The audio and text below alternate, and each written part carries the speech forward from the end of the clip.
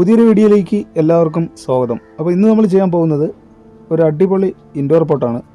പഴയ പ്ലാസ്റ്റിക് ബോട്ടിലും കുറച്ച് വൈറ്റ് സിമെൻറ്റും കൊണ്ട് എളുപ്പത്തിൽ ചെയ്യാൻ പറ്റുന്ന ഒരു അടിപൊളി പോട്ടാണ്. അപ്പോൾ നേരെ നമുക്ക് വീഡിയോയിലേക്ക് തന്നെ പോകാം. അപ്പോൾ അതിനുവേണ്ടി ആദ്യം നമുക്കൊരു പ്ലാസ്റ്റിക് ബോട്ടിൽ ഞാൻ എടുത്തിട്ടുണ്ട്. അതിൻ്റെ മുകൾ ഭാഗം ഞാൻ കട്ട് ചെയ്ത് മാറ്റിയിട്ടുണ്ട്. അത് കഴിഞ്ഞ് അടുത്ത് നമുക്ക് വേണ്ടതെന്ന് പറഞ്ഞാൽ വൈറ്റ് സിമെൻറ്റും കുറച്ച് പഴയ കോട്ടൺ തുണിയും. അപ്പോൾ വൈറ്റ് സിമെൻറ്റും വെള്ളവും കൂടെ ഒരു ചെറിയ മീഡിയം കട്ടിക്ക് നല്ലവണ്ണം മിക്സ് ചെയ്യുക.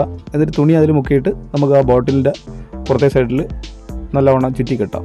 എന്നിട്ടത് നല്ലവണ്ണം ഉണങ്ങാൻ വേണ്ടി ഒരു ദിവസം വെച്ചേക്കാം. അപ്പോൾ ഏകദേശം ഒരു ദിവസം കഴിഞ്ഞിട്ടുണ്ട്. ഇനി അടുത്ത് നമുക്ക് വേണ്ടതെന്ന് പറഞ്ഞാൽ വൈറ്റ് സിമെൻറ്റ് നല്ല കട്ടിക്ക് തന്നെ മിക്സ് ചെയ്യുക വെള്ളമായിട്ട്. അത് കഴിഞ്ഞിട്ട് പുട്ടി ബ്ലേഡോ അല്ലെങ്കിൽ ഫൈബർ ഷീറ്റോ എന്തെങ്കിലും ഉപയോഗിച്ച് നമുക്ക് ആ കുപ്പിയുടെ ചുറ്റാതെ നല്ലവണ്ണം കോരി ഒട്ടിച്ച് കൊടുക്കാം. അപ്പോൾ ഒരുപാട് കനമൊന്നും വേണ്ട, ഒരു നൈസ് കനം മതിയാകും, ഒരു 4 ഇഞ്ച് കനത്തിനകത്ത് മതിയാകും. അപ്പോൾ ചുറ്റാതെ നല്ലവണ്ണം തേച്ച് പിടിപ്പിച്ചിട്ട് മുകൾ സൈഡും കറക്റ്റ് റൗണ്ട് ഷേപ്പിൽ തന്നെ തേച്ച് പിടിപ്പിച്ച് ഏകദേശം ഒരു 2 മണിക്കൂർ കഴിഞ്ഞിട്ട് നമുക്ക് ചെറിയ പഴയ തുണി ഉപയോഗിച്ച് അതിൻ്റെ പുറത്തെ സൈഡിൽ നല്ലവണ്ണം ആ തടുപ്പൊക്കെ ഒന്ന് തുടച്ചു കൊടുക്കാം. അത് കഴിഞ്ഞിട്ട് ടിൻ ഷീറ്റോ അല്ലെങ്കിൽ ക്രാഫ്റ്റിൻ്റെ ടൂൾസോ ഉപയോഗിച്ച് നമുക്കതിൽ ചെറിയ ഡിസൈൻ കൂടെ കൊടുക്കാം. ഡിസൈൻ കൊടുക്കാൻ വളരെ സിമ്പിളാണ്. ഒരു 2 മണിക്കൂറൊക്കെ കഴിയുമ്പം നമുക്ക് കറക്റ്റ് ചെറുതായിട്ട് കുഴിച്ച് നമ്മുടെ ഇഷ്ടത്തിനുള്ള ഡിസൈനൊക്കെ കൊടുക്കാം.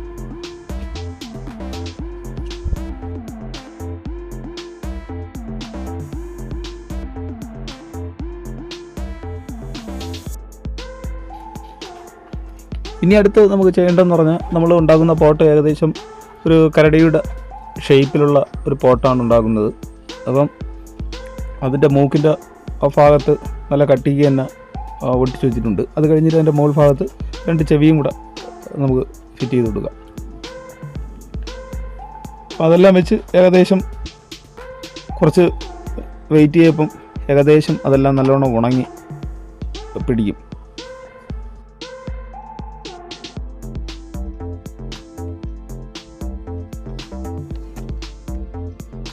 അപ്പോൾ ഏകദേശം ഒരു അരമണിക്കൂർ കൂടുതലായിട്ടുണ്ട്. അപ്പോൾ അത് ഉണങ്ങിയിട്ടുണ്ട് ചെവിയുടെ ഭാഗത്ത്. ഇനി അവിടെ ചെവിയുടെ ഭാഗത്തും കൂടെ നല്ലവണ്ണം കുഴിച്ച് നല്ലവണ്ണം അവിടെ കട്ട് ചെയ്ത് മാറ്റിക്കളയാം. എന്നിട്ട് ഇനി നമുക്ക് അതിൻ്റെ അടിസൈഡ് ഇനി അടയ്ക്കാറുണ്ട്. അപ്പോൾ അടിസൈഡും കൂടെ ഒരു നൈസ് കനത്തിന് വൈറ്റ് സിമെൻറ്റ് നല്ലവണ്ണം തേച്ച് വൃത്തിയാക്കി എടുക്കാം.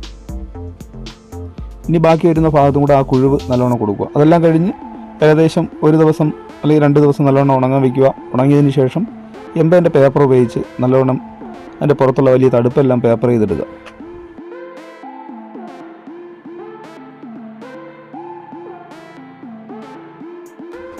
അപ്പോൾ എംബേൻ്റെ പേപ്പർ ഉപയോഗിച്ച് എല്ലാം നല്ലവണ്ണം ഫിനിഷ് ചെയ്തിട്ടുണ്ട്. അത് കഴിഞ്ഞിട്ട് അടുത്ത് നമുക്ക് വേണ്ടത് കളറാണ്. അപ്പോൾ കളർ കൊടുക്കാൻ എടുത്തിരിക്കുന്ന പെയിൻ്റ് എന്ന് പറഞ്ഞാൽ ആക്രിലിക്കിൻ്റെ കളർ തന്നെയാണ്. അപ്പോൾ ആദ്യം വൈറ്റ് ഒരു 2 കോട്ട് ഞാൻ അടിച്ചിട്ടുണ്ട്. അപ്പം അതിൻ്റെ പുറത്ത് നിങ്ങൾക്ക് മറ്റേതെങ്കിലും കളറാണ് അടിക്കുകയുണ്ടെങ്കിൽ നിങ്ങൾ തന്നെ അത് തിരഞ്ഞെടുക്കുക.